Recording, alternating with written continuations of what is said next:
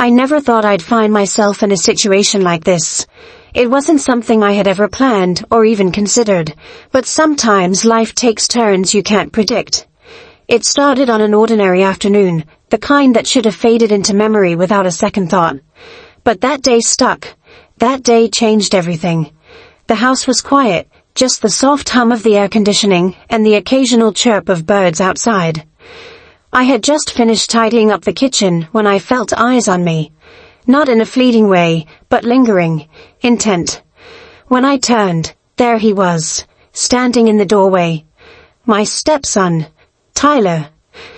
Tyler had always been polite, respectful, the kind of young man who held doors open and said thank you without prompting.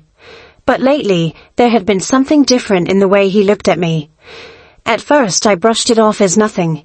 He was 22, navigating that space between boyhood and full-fledged adulthood, still trying to find his footing in the world. He'd always been close to his father, but ever since his dad had been traveling more for work, he'd spent more time around me. I didn't mind. I liked the company, but this was different. His gaze wasn't casual. It was direct, focused, as though he was trying to read me, waiting to see how I'd react. I felt a warmth rise in my chest, something unsettling yet thrilling at the same time. "Do you need something?" I asked, keeping my voice steady. He hesitated for a moment before shaking his head. "No, just thinking." Thinking. About what?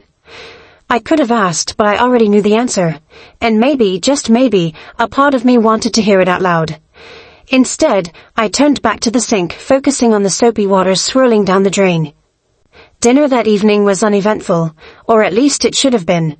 The television played in the background, while I sat across from Tyler at the dining table. I asked him about his classes, his plans for the summer. He answered, but there was something in his voice, a slight edge that wasn't usually there. I felt it in the way he watched me, like he was waiting for something, an opening. Later that night, after I had gone upstairs, I heard a knock at my bedroom door. It was late, too late for casual conversation. I hesitated before opening it, my breath catching slightly when I saw him standing there. He looked like he wanted to say something, but wasn't sure how to start. He ran a hand through his hair. "I don't know what I'm doing." Neither did I. But I knew we were standing on the edge of something, a line we weren't supposed to cross, but one that was starting to blur. "Tyler," I said carefully, "this isn't—" "I know." He cut in. "But that doesn't change anything, does it?"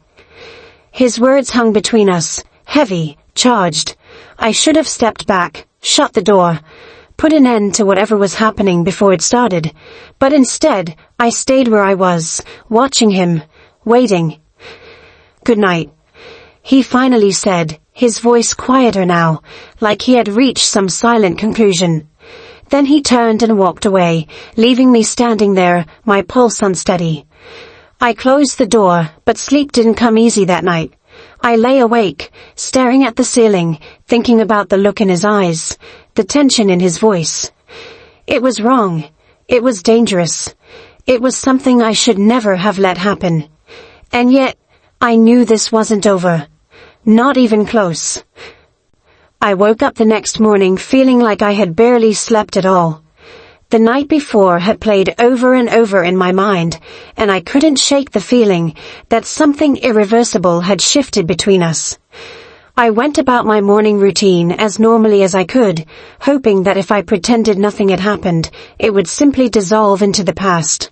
But when I walked downstairs and saw Tyler in the kitchen, I knew I had been wrong.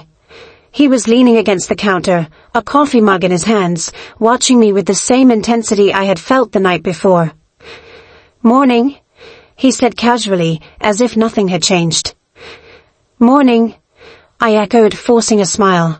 I kept my movements deliberate as I poured myself a cup of coffee, careful not to look at him for too long.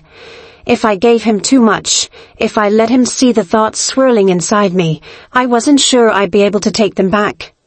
I sat at the table, hoping that maybe if I kept my distance, the tension would fade.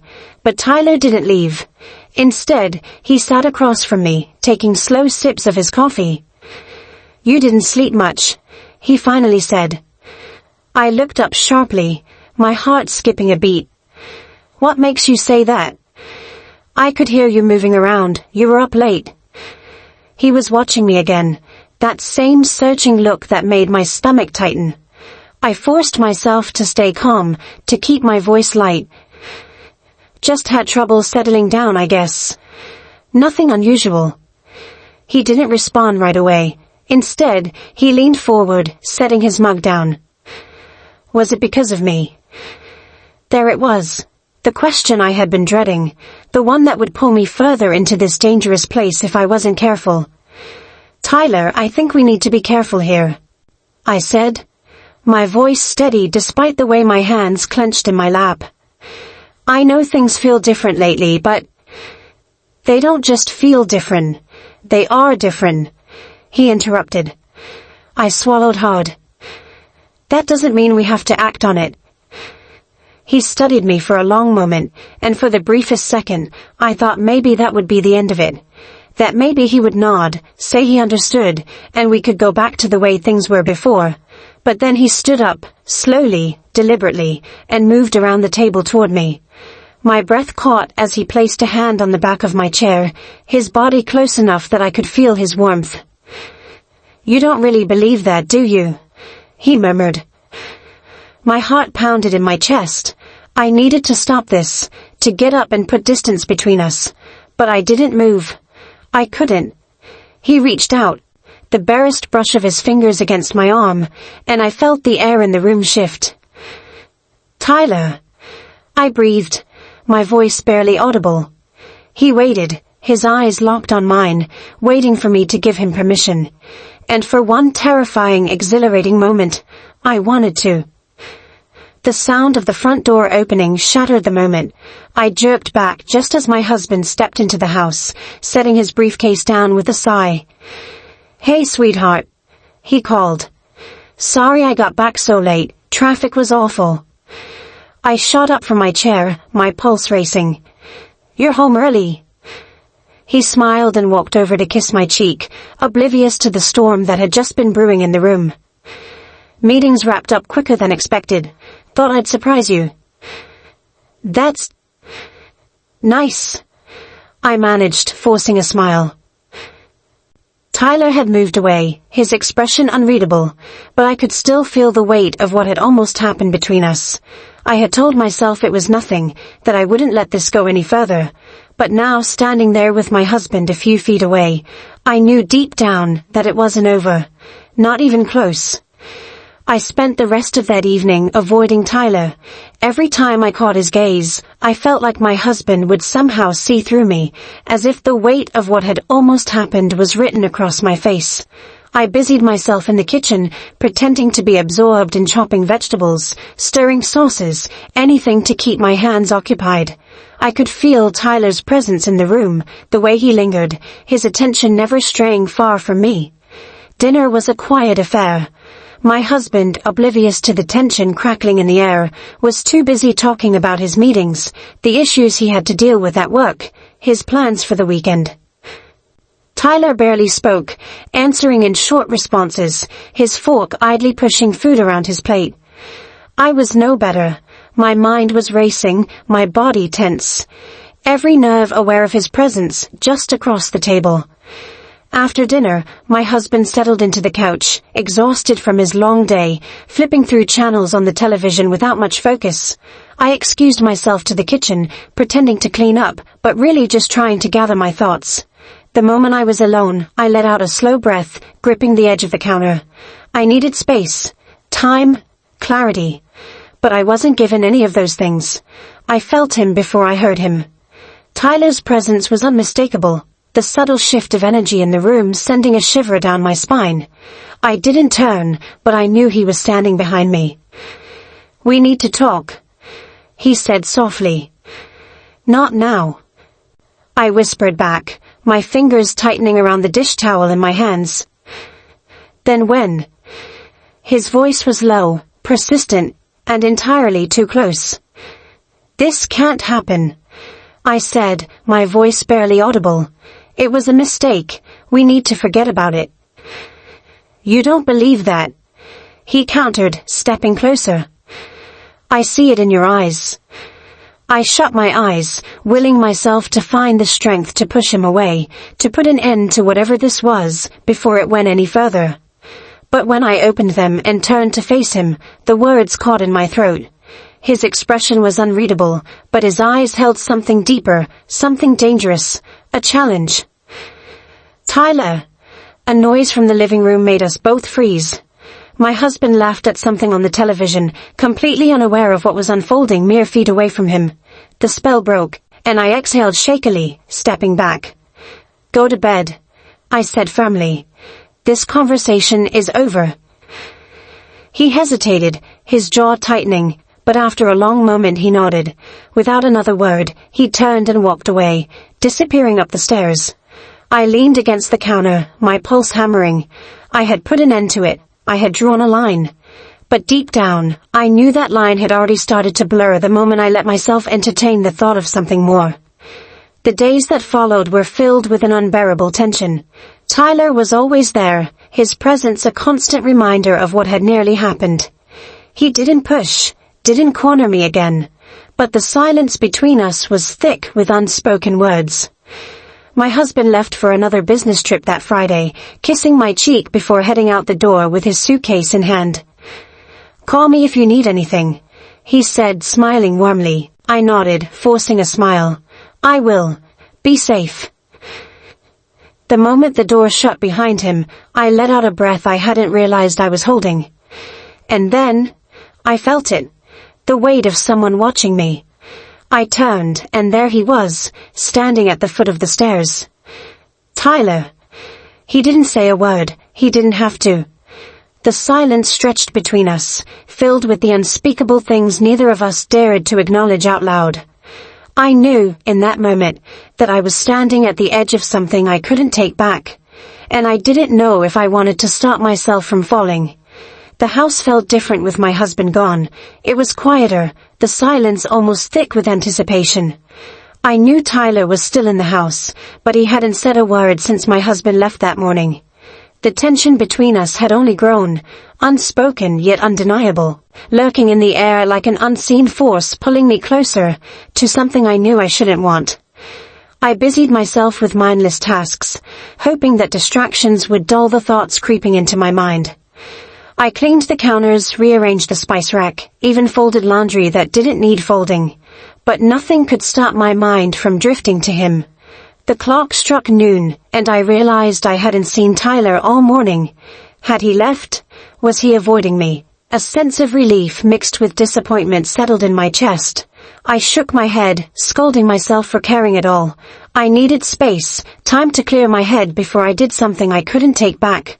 I made my way to the living room and sank onto the couch, hoping a little television would serve as a good distraction. But just as I reached for the remote, I heard footsteps on the stairs. I turned my head, and there he was.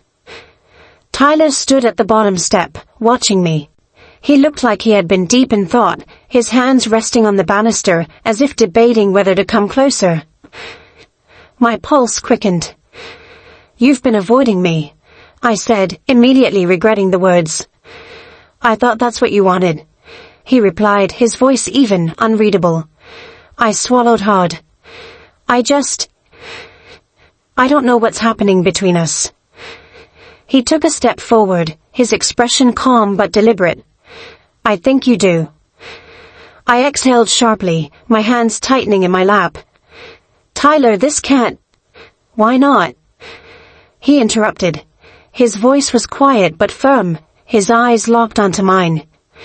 "You keep pretending you don't feel it, but I see it. I feel it." I opened my mouth to argue, but the words wouldn't come, because he was right. I felt it, and denying it only made it stronger. He took another step toward me, and I knew I should stand up, create distance, end whatever was happening before it spiraled further out of control. But I didn't move. "You're scared," he said, his voice softer now. "Not because this is wrong, but because you don't know if you can stop yourself." My breath caught in my throat. Tyler. Before I could finish, he was standing in front of me, so close I could feel the warmth radiating from his skin. My pulse hammered in my chest. I'm not going to do anything you don't want, he murmured, his gaze unwavering. But you need to be honest with yourself. I closed my eyes, trying to push away the emotions swirling inside me. This wasn't just about temptation, it was about the undeniable connection that had been building between us. A connection I had tried so hard to ignore. When I opened my eyes, he was still watching me, waiting for my response. And I didn't know if I had the strength to give him the answer he deserved. The air between us remained thick with anticipation, neither of us speaking, neither of us daring to move. I could hear my own heartbeat, fast and insistent, thrumming against my ribs as if trying to warn me of what I already knew. I should have stepped back. I should have told him to leave, to forget whatever had been brewing between us. But instead, I stayed, my breath shallow, my hands pressing against my thighs in an attempt to ground myself. Tyler was still watching me, waiting for something. Permission, encouragement, a sign that I wanted this as much as he did. And that was the problem. I did. But want wasn't enough to make something right. I pushed myself to my feet, forcing a laugh that sounded more nervous than casual. We're being ridiculous. His jaw tightened slightly, but he didn't move back. You don't believe that? I swallowed hard. Tyler, this isn't wrong. He cut me off before I could finish. Because it doesn't feel wrong. I sucked in a breath, the words catching in my throat. It wasn't about whether it felt wrong. It was about the consequences, the weight of choices that could never be taken back. I shook my head. It doesn't matter. We can't. He exhaled through his nose, his expression unreadable. For a long moment he didn't say anything, didn't move, just studied me with a patience that made my stomach twist in knots. Then, as if coming to some decision, he stepped back. Fine. I blinked. The space between us suddenly too much, too empty. Fine?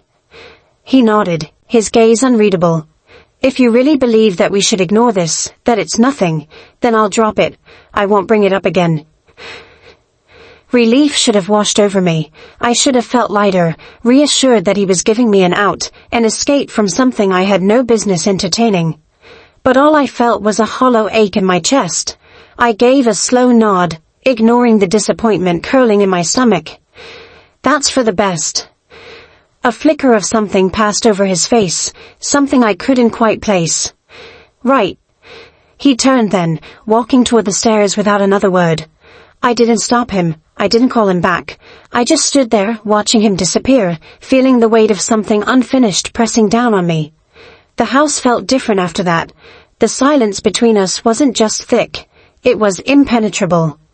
Tyler kept his distance, not cold, not cruel, but distant enough that I felt the absence of his presence in every room. I told myself this was what I wanted, that this was the right choice.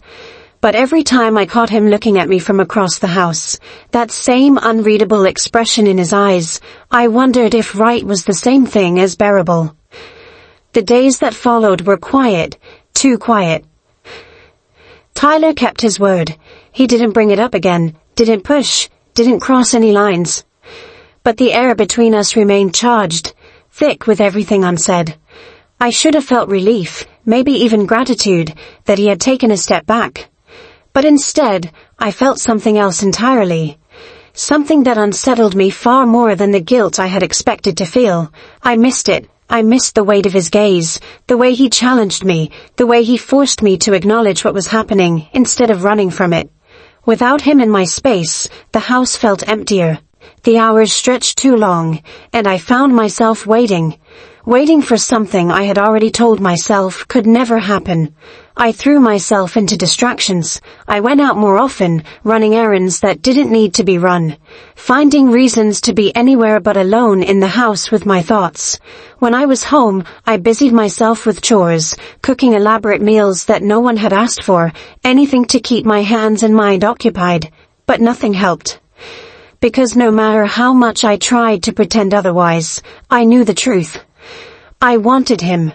And knowing that he had let go, that he had decided to stop pushing, didn't make it easier. It made it worse. Because now, I was the one thinking about what if. I was the one fighting the urge to cross the line I had so firmly drawn. Late one evening, after I had spent the day avoiding him as much as he had been avoiding me, I heard footsteps in the hallway. I was in the kitchen, washing dishes, trying to focus on the rhythmic sound of water instead of the restlessness coiling inside me. When I turned, he was there, standing in the doorway. I froze, gripping the edge of the sink. Something wrong? My voice was steady, but my pulse was anything but. "No," he said, his expression unreadable. "Just thought maybe you were done avoiding me." I swallowed hard. "I'm not avoiding you." He arched a brow, clearly unconvinced. "Right. That's why you've barely said a word to me in days?" I turned back to the sink, focusing on scrubbing the plate in my hand even though it was already clean. "I just think it's for the best." "Do you?" He stepped inside the kitchen, moving closer, not too close, but close enough that I felt the heat of his presence. "Because it sure doesn't look like you do." I turned off the faucet and exhaled slowly before facing him. "Tyler, we agreed." "No." He cut in smoothly. "You agreed. I just didn't fight you on it." I pressed my lips together, my hands gripping the edge of the counter. "Isn't that the same thing?" "Not even close." He studied me, his gaze slow and assessing. "You want me to act like there's nothing here, but I know better. And so do you." A shiver ran down my spine, but I held firm. "That doesn't mean we have to do anything about it." He took a step closer, close enough now that I could see the challenge in his eyes, the frustration just beneath the surface. "Then why are you still standing here?" I opened my mouth, but nothing came out. Because there was no answer that wouldn't unravel everything. He tilted his head slightly, waiting, giving me one last chance to push him away. But I didn't, and that was all the answer he needed. The moment stretched between us, neither of us moving, neither of us daring to breathe too hard. I could feel the weight of his stare, the way it settled on me, daring me to break first. And maybe I already had. Maybe I had been breaking for a while now, piece by piece, until there was nothing left but the inevitable. I could have walked away, I could have pushed him back, ended the moment before it had a chance to take root. But I didn't. Instead, I stood there, my heart pounding in my chest, my breath shallow, waiting for him to say something, anything that would force me to make a decision I wasn't ready to make. "You don't want me to walk away," he finally said, his voice quiet but firm. I swallowed hard, my fingers curling around the edge of the counter. "Tyler, this isn't—" "Don't say it's wrong," he interrupted. "You don't believe that." I exhaled sharply, closing my eyes for a brief second. "It doesn't matter what I believe. It matters what's right." He stepped closer, the space between us shrinking to almost nothing. "And this feels wrong to you?" I didn't answer, because we both knew the truth. It didn't. It felt inevitable, like something that had been coming for a long time, no matter how much I had tried to deny it. "Then stop pretending," he murmured. His words sent a shiver down my spine. I could feel my resolve weakening, slipping through my fingers like sand. The air around us crackled with something electric, something dangerous, and I knew, in that moment, that whatever line we had drawn before no longer existed. "Tell me to leave," he said, his voice softer now. "And I will." I looked at him, really looked at him, and for the first time in weeks, I allowed myself to acknowledge what had been building between us. The tension, the stolen glances, the way my heart beat faster when he was near. It was all there, undeniable and impossible to ignore. But I couldn't say it. I couldn't tell him to leave, because I didn't want him to. And that was all the answer he needed. I knew I had crossed the line the moment I didn't tell him to leave. The tension between us wasn't just lingering, it was suffocating, all-consuming, swallowing us whole before either of us could stop it. My heart pounded as I felt his presence, as close as it had ever been, yet still waiting. Still giving me a chance to change my mind. But I wouldn't. I couldn't. Tyler's breath was steady, his hands at his sides restrained. I could feel the heat radiating from him, my skin burning with the awareness that this was the moment where everything changed. I stepped back, just enough for space to exist between us, but not enough for the tension to break. "We can't come back from this," I said, my voice barely above a whisper. "I don't want to." His answer was immediate, sure, and the last thread of my resistance snapped. I had spent too long pretending, too long fighting against something that had already taken root. Every excuse, every logical reason why this shouldn't happen, crumbled under the weight of the undeniable pull between us. I had convinced myself that avoiding him, ignoring the way he looked at me, would be enough to make it go away. But I had been lying to myself. Tyler closed the space between us, his fingers grazing my arm, his touch feather-light, waiting for me to push him away. But I didn't. Instead, I tilted my head, my eyes searching his, knowing that the moment I moved, the moment I gave in, there was no turning back. And then, I did. The world blurred, logic slipping through my fingers like water, and for the first time in months, I stopped thinking, stopped reasoning, stopped caring about consequences. Time moved differently after that. Moments blurred into days, and days blurred into something else entirely. I couldn't stop myself from wanting more, from finding excuses to be close to him, to breathe the same air, to exist in the same space where this unspoken connection had been simmering for far too long. But reality has a way of creeping back in, no matter how much you try to shut it out. It happened on a Sunday afternoon, when the house was still and quiet. My husband had returned the night before, unaware of the shift in the air, the secret that had rooted itself beneath his own roof. He kissed my cheek as he left for a round of golf, his touch familiar, his presence suddenly foreign. The guilt should have drowned me, it should have shattered the fragile world I had built. But it didn't, and that terrified me more than anything else. Tyler was in the living room when I walked in, his expression unreadable, his posture relaxed, but his eyes sharp.